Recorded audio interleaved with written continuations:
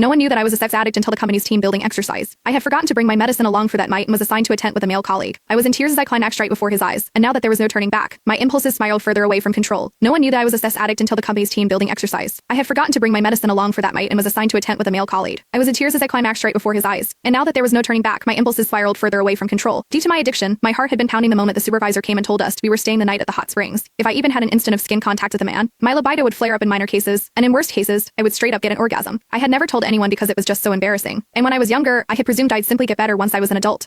That was until I realized the symptoms were getting even more out of control, and there was that one time I almost moaned out loud in public. Fighting back the embarrassment that almost killed me, I went to the doctor and got some medicine. However, I had forgotten to bring my medicine as this team-building exercise was organized out of the blue and very far from my home. Even as I fought against the fear eating me inside, warning myself to restrain myself and stay well behind, our supervisor suddenly announced, "Sorry guys, all the rooms have been booked but we have tents. There aren't many so we're just going to have to make do. Roosh, you're going to Dean's tent." And now look how we got to the situation right now me, a sex addict with no meds within reach, following the burly man into the tent. I did my best to keep to a corner in the tent, biting my lip and closing my eyes, while telling myself to fall asleep as soon as I could before the last dosage lost to fat. But that was when Dean came to me. "What's wrong?" he asked. I could feel his body warmed from my back, and my skin was already crawling. "Nothing. Please, just stay away from me." But even as the stimulation extended from my skin to the rest of my body, I knew the pain was coming. I checked my phone and only saw that it was midnight 6 hours since I had last taken my pills. It was losing effect soon. Soon my whole body was shuddering while there was a warm stream gushing out between my legs. I kept my head buried between my legs and did my best not to look at Dean. People would mock me for being a saint if they noticed my condition that I couldn't bear to see in the company at that point. Meanwhile, Miles Hendricks, the other colleague in the tent, was already snoring out loud. I kept clenching my knuckles, my own nails digging into my palm. The pain calmed me somewhat, and I told Dean, "Sorry, I'm not distancing myself, I'm just not feeling well." Never could I have expected Dean to move toward me without another word, reaching out with his large, warm palm and pressing it over my forehead. Even as he held his palm steady, I found myself staring at his chest and nothing else. I could also see that distinct collarbone and chiseled chest under his shirt. I seemed to tighten at the very next second and orgasmed amid my embarrassment, and the ensuing moan could barely be stifled. Worst of all, I was trembling even worse after I orgasmed, and Dean could clearly feel me shaking. "That's strange. Why are you so flushed? You don't even have a fever," he murmured, not giving up feeling my forehead and cheeks just then. I trembled even more and turned my face away, but it was the back of the tent right behind me. Having nowhere else to go, I clenched my jaw so I wouldn't moan again, even as I decided I couldn't stay in this sealed room when all I could smell was Dean. He wasn't a smoker, so his soapy and hormonal scent was especially recognizable. I could feel all the pores around my opening as the orgasm left me painfully sensitive to everything. In the heat of the moment, I pushed Dean away and set him stumbling backward while I scrambled to crawl out of my tent, not caring that my skirt was short, exposing my wet panties right in front of his eyes. He promptly turned away to stop himself from staring, but he is no brat either. Seemingly struck with a thought, he followed me, even as I lost control over my body. The fire in my loins was ablaze, and I had never felt libido this violent. All I could think about was Dean's collarbone under his white shirt, his Adam's apple, his healthy-hued skin, and even his warm palm. At that point, I had barely made a few more steps before I dropped to my knees, my sex drive overwhelming me to the point I couldn't feel my knees painfully hitting the ground. Dean probably chased me down, trying to keep me on my feet while asking, "What's wrong?" I somehow had this feeling that if anyone else had fallen sick and dropped on his knees, he wouldn't hesitate to help them. He was usually quiet back at the office, but also always very reliable. But the more helpful he was now, the more skin contact we would have. Even as the stimulations in my body got worse, I could feel my own legs stiffening, the waves of thrill keeping me off my feet.